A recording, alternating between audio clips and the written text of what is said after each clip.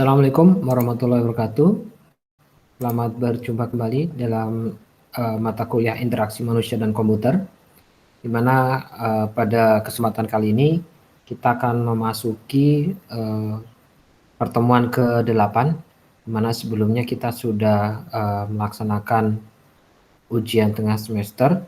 Kita akan lanjutkan di second half ini beberapa mata kuliah terkait dengan interaksi manusia dan komputer. Jadi saya ingatkan lagi bahwa nanti di pekan 12 dan 13 saya rencanakan akan ada presentasi individu ya, baik mungkin bisa menggunakan tatap muka secara online, atau nanti kalau memang tidak memungkinkan saya akan meminta Anda untuk membuat video kemudian dikirimkan kepada saya. Jadi di second half ini kita akan membahas tentang pembuatan komponen antarmuka grafis di pekan ke-8, dilanjutkan dengan user experience pekan 9, lalu ada aspek ergonomik ya di pekan 10, kemudian ada antarmuka masa depan, dilanjutkan dengan presentasi individu, dan sebelum melaksanakan ujian akhir semester kita akan melakukan evaluation test terlebih dahulu. Baik, kita akan masuki pertemuan pekan ini, yaitu pembuatan komponen antarmuka grafis ya. Jadi setelah Anda melakukan perancangan dan sebagainya, di kali ini kita akan coba membahas ya, sebenarnya interface-nya atau antarmukanya yang secara grafis itu ada apa saja. Kemudian jenis-jenisnya apa saja. Ya. Karena memang salah satu kriteria penting agar program aplikasi yang dibuat itu bisa user friendly ya, atau mudah digunakan oleh pengguna, maka si aplikasi itu harus punya tampilan yang menarik.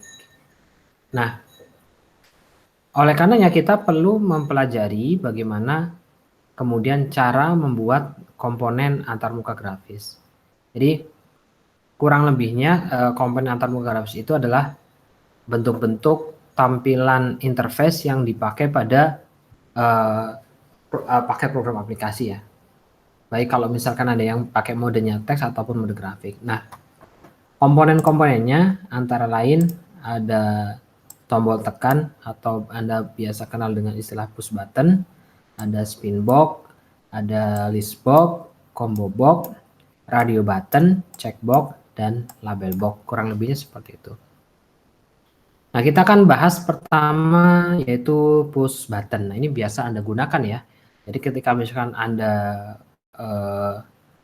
memilih sesuatu, menekan OK atau cancel. Jadi caranya untuk mengakses tombol itu adalah dengan proses klik ya, klik mouse Anda ya. Nah, kenapa disebut push button? Karena memang kita harus mempush atau menekan atau mengklik tombol tersebut ya, dan seolah-olah akan terlihat dia tombolnya masuk ke layar. Jadi kayak misalkan kita menekan atau mempush sebuah tombol. Nah, ini ada beberapa contoh ya, Anda pasti biasa melihat ini ya, tombol semacam ini ya, baik OK, cancel, dan lain sebagainya. Komponen yang berikutnya adalah spin box ya. Jadi spin box ini dia digunakan untuk mengatur nilai ya. Biasanya memang numerik ya. Bisa menambahkan, bisa mengurangi nilai yang ada di dalam spin box. Ya. Jadi kalau misalkan Anda lihat contohnya, misalkan di sini ada spin box untuk tahun, di sana kan ada scroll up, maaf ya, ada tanda panah ke atas dan panah ke bawah. Jadi ketika Anda di klik ya, itu biasanya akan menambah, baik misalkan tahun atau kemudian jam dan lain sebagainya. Ya. Dan penambahan pengurangannya itu bisa disesuaikan dengan kebutuhan ya. Dan bisa juga dilakukan proses menentukan nilai maksimal dari sebuah spin box itu berapa. Baik, selanjutnya ada yang namanya list box. Nah, list box ini digunakan untuk menampilkan beberapa pilihan yang dapat dipilih oleh user. Nah, biasanya itu pilihannya itu bisa pilihan tunggal, tapi kalau untuk kondisi tertentu juga ada sebetulnya list box yang pilihannya multiple atau jamak atau lebih daripada satu. Ya. Jadi list box ini terdiri atas bagian yang digunakan untuk menampilkan pilihan yang tersedia, dan tergantung ya, kita bisa melakukan setting ya, panjang atau lebarnya atau isi list box tersebut. Ya, kadang kalau misalkan isinya terlalu banyak, maka kemudian akan ada scroll bar ya. Scroll bar baik misalkan yang vertikal ya atau yang horizontal. Vertikal itu dari atas ke bawah, atau yang horizontal dari kiri ke kanan. Ya. Anda bisa lihat contohnya list box seperti ini. Ini untuk pemilihan single ya. Oke. Lanjutnya ada yang namanya combo box. Nah, combo box ini fungsinya sebetulnya hampir sama ya dengan list box. Dia untuk menampilkan sejumlah pilihan yang dapat dipilih secara bebas oleh pengguna. Nah, kalau di list box itu semua atau sebagian pilihan itu dia tersedia langsung akan terlihat ya kalau di list box. Tapi kalau di combo box ini biasanya dia pilihannya itu tersembunyi. Baru ketika diklik akan muncul ya. Nah, kalau misalkan di list box itu pengguna hanya dapat memilih pilihan yang tersedia. Nah, kalau di combo box itu ada opsi untuk memasukkan pilihan ya, kalau misalkan tidak ada di daftar. Ini combo box, Anda bisa lihat perbedaannya dengan list box sekali lagi ya. Jadi kalau list box dia sudah ada pilihannya, kemudian Anda tinggal pilih ya. Tapi kalau misalkan yang combo box, dia diklik ya, diklik tak lambang panahnya baru dia keluar. Dan pun demikian kita bisa mengetikkan langsung ya apa namanya isi dari yang dibutuhkan. Nah, kapan sih kalau misalkan kita menggunakan list box atau combo box? Jadi sebetulnya kan fungsinya sama ya, dia melakukan proses untuk menampilkan pilihan sebetulnya. Ya, jadi yang jadi pertimbangan adalah tergantung dari seberapa besar kemudian bagian layar yang akan digunakan ya untuk menampilkan komponen. Kalau layarnya cukup lebar, Anda bisa pakai list box ya. Kenapa? Karena user bisa langsung mengetahui secara langsung. Tapi kalau misalkan layarnya tidak cukup luas, maka yang terbaik ada Anda menggunakan combo box.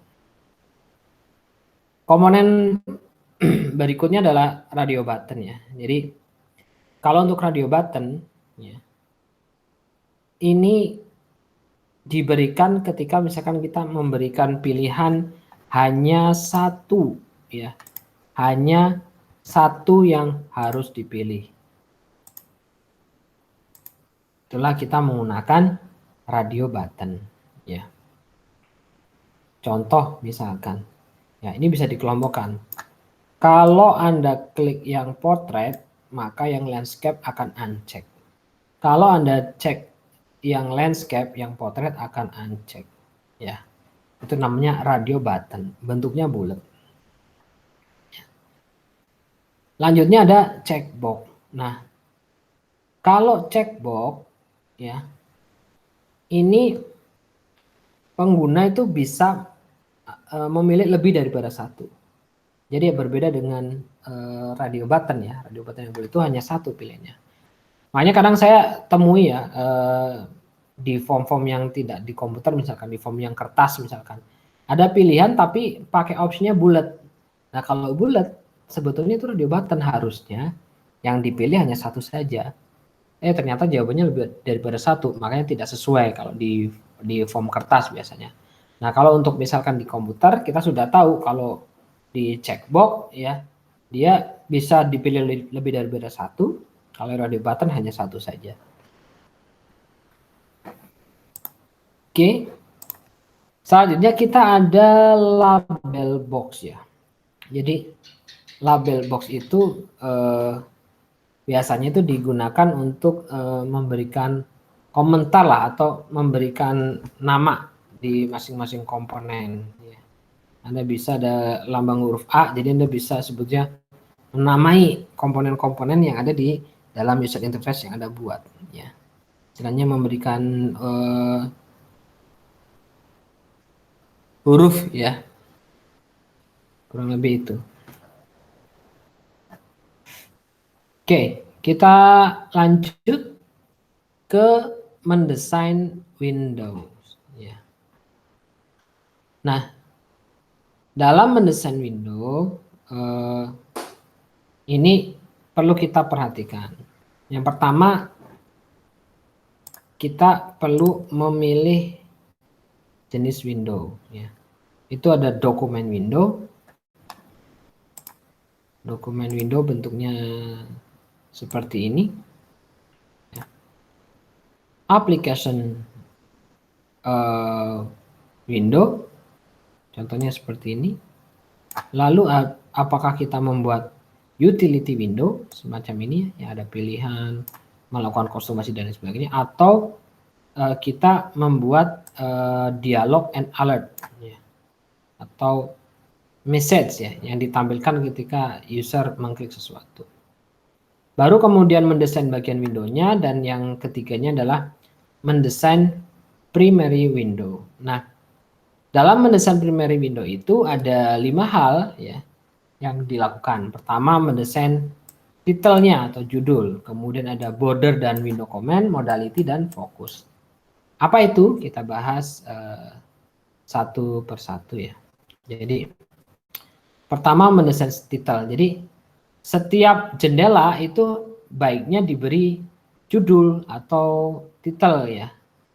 Jadi dan judulnya juga harus berisi informasi yang relevan. Contohnya misalkan form pengadaan barang misalkan, atau dan lain-lainnya yang dibutuhkan, harus jelas namanya.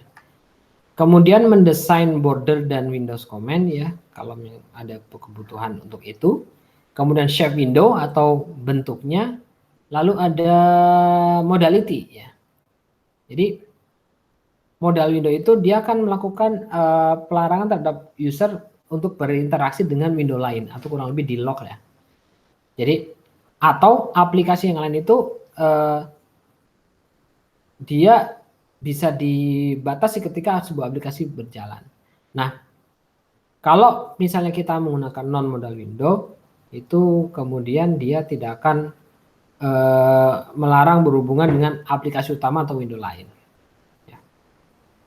Lalu ada fokus ya. Fokus itu apa? Jadi ketika kita buka aplikasi, kita akan bisa melihat. Jadi kalau klik to focus, berarti kalau misalkan si window-nya dia tampil di paling depan, maka harus kita lakukan klik misalkan. Lalu ada point to focus. Jadi ketika kita hover atau kita arahkan mouse ke aplikasi tersebut menjadi fokus. Lalu ada keyboard focus ya. Kalau keyboard focus itu biasanya pakai shortcut ya. Contohnya shortcutnya Alt plus Tab. Oke. Itu terkaitnya dengan mendesain primary window ya. Lanjutannya untuk mendesain primary window itu ada beberapa hal yang perlu Anda perhatikan ya. Jadi primary window itu memang umumnya dia mempresentasikan data user. Contoh misalkan dokumen teks di Word ya, gambar untuk aplikasi pola gambar, ataupun misalkan spreadsheet ya pada aplikasi contohnya Excel dan lain sebagainya. Nah, normalnya sebuah jendela utama yaitu primary window itu punya ada border, menu bar, status bar, dan beberapa toolbar. Nah, yang pertama yang bisa dilakukan ya, tadi adalah summary-nya. Kalau sekarang adalah secara teknisnya, yang pertama adalah mendesain titel ya. Jadi kita harus tentukan dulu titel dari aplikasi-aplikasi yang kita buat. Berikutnya adalah Windows Command. Jadi di primary window itu ada beberapa perintah ya. Kalau perintahnya sudah pasti itu ada close, maximize, minimize, sama restore down ya. Di pojok kanan atas biasanya ada tanda silang, tanda kotak untuk maximize ya. Ada minimize, tanda minus, atau untuk restore down ketika diklik dia akan masuk ke ke bisa diakses melalui aplikasi lah, lewat toolbar dan sebagainya. Berikutnya ya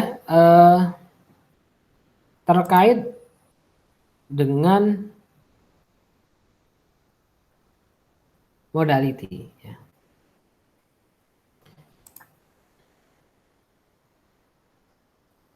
Ini ada yang namanya single document interface ya. Dokumen interface ini dia akan menempatkan dokumen pada primary window tersendiri. Jadi setiap dokumen itu seperti sebuah aplikasi yang berdiri sendiri. Jadi kalau misalkan Anda buka jendelanya, dia akan ada sendiri satu gitu. Lalu ada controlled single document interface. Kalau yang namanya CSDI itu aplikasi yang ruangannya untuk menu tidak cukup untuk masing-masing dokumen yang terbuka. Jadi tampaknya di primary window itu terdiri dari menu, kemudian primary window lainnya ada isi dokumen dan lain sebagainya. Jadi kalau misalkan Anda pengen lihat yang CSDI, contohnya misalkan Anda membuka namanya aplikasi GIMP ya. Jadi dia akan sendiri-sendiri toolbarnya. Berikutnya ada MDI atau Multiple Document Interface. Jadi kalau MDI, ketika Anda membuka aplikasi, maka itu akan jadi satu ya. Jadi satu jendela. Ya. Jadi ketika seolah-olah kalau misalkan Anda lihat di Task Manager itu yang berjalan hanya satu saja aplikasinya, padahal di dalam MDI itu di dalamnya bisa saja terdiri dari lebih dari satu form. Oke, setelah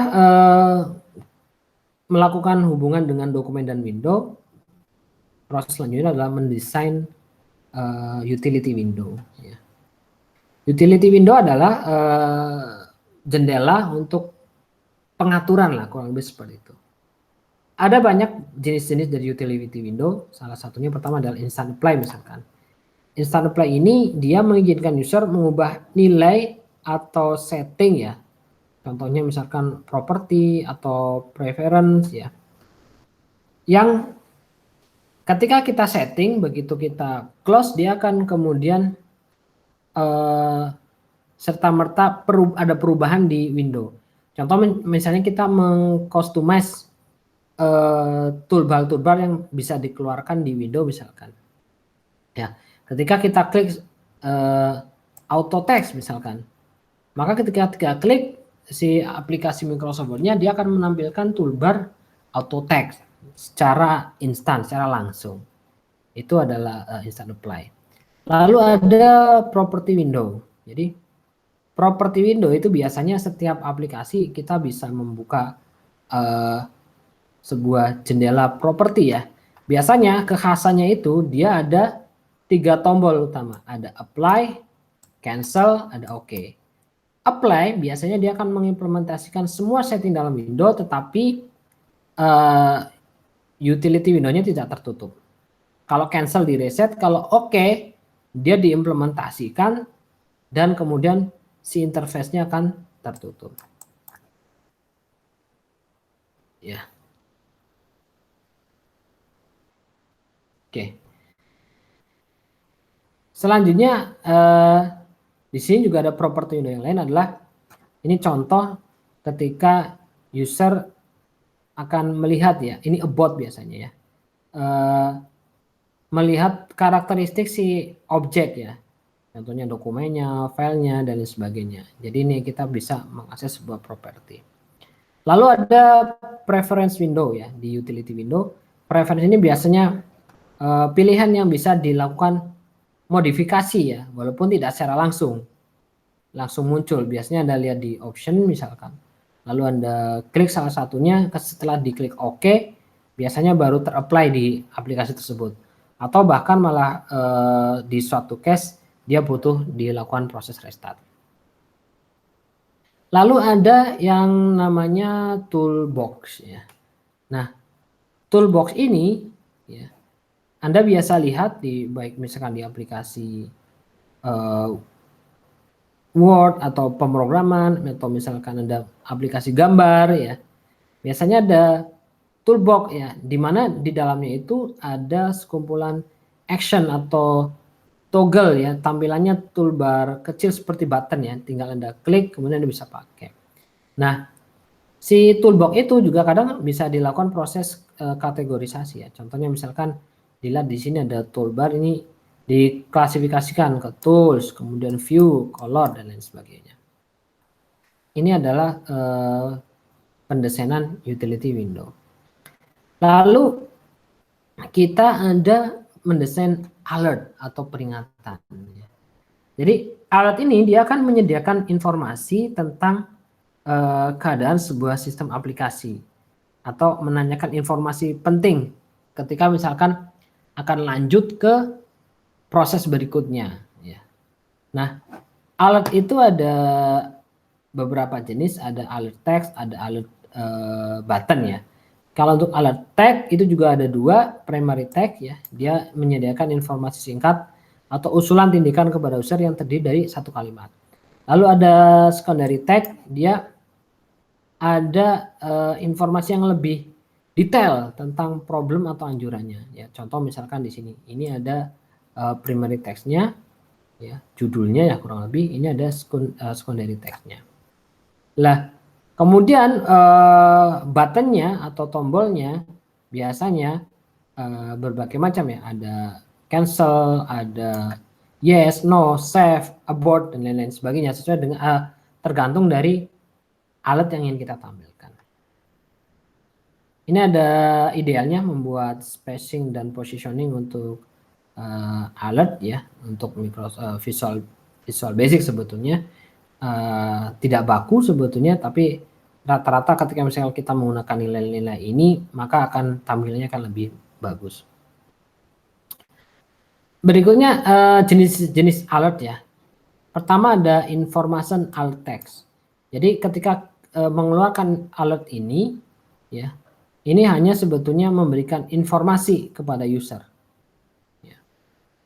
Misalkan ini contohnya misalkan untuk memberitahukan ke user bahwa dia punya perjanjian meeting dengan seseorang ya dalam 30 menit ke depan. Ini namanya information alert text. Lalu ada error alert. Jadi alat ini dia digunakan untuk menampilkan peringatan error saat operasi yang diminta tidak dapat dilakukan secara lengkap. Jadi ada error. Jadi ada pilihan mau dilanjut atau tidak. Gitu. Lalu ada confirmation alert ya. Jadi alat ini dia melakukan konfirmasi ketika user ingin, contoh misalkan ingin menghapus data. Biasanya dia tidak langsung dihapus datanya karena akan konfirmasi. Apakah Anda yakin? Nah, contohnya seperti itu. Itu adalah confirmation alert. Lalu yang lain adalah save confirmation alert. Contohnya misalkan Anda melakukan menutup dokumen yang dokumen tersebut belum Anda save. Biasanya ada peringatan apakah Anda ingin menyimpan. Nah, ini selalu seperti itu. Lalu ada authentication alert. Jadi authentication alert dia akan melakukan misalnya Anda melakukan proses transaksi. Ternyata dibutuhkan username sama password. Maka kemudian authentication alert akan muncul. Baik. Bagian lain dari mendesain primary window adalah mendesain dialog box sebetulnya. Jadi kotak dialog itu dia kan harusnya menyediakan pertukaran informasi atau dialog antara user dan aplikasi.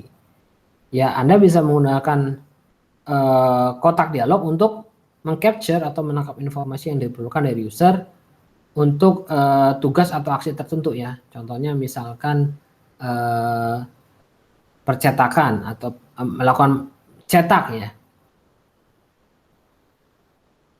Nah, ada juga di dalam pendesainan dialog box ada namanya additional button. Jadi kita sebetulnya dapat menambahkan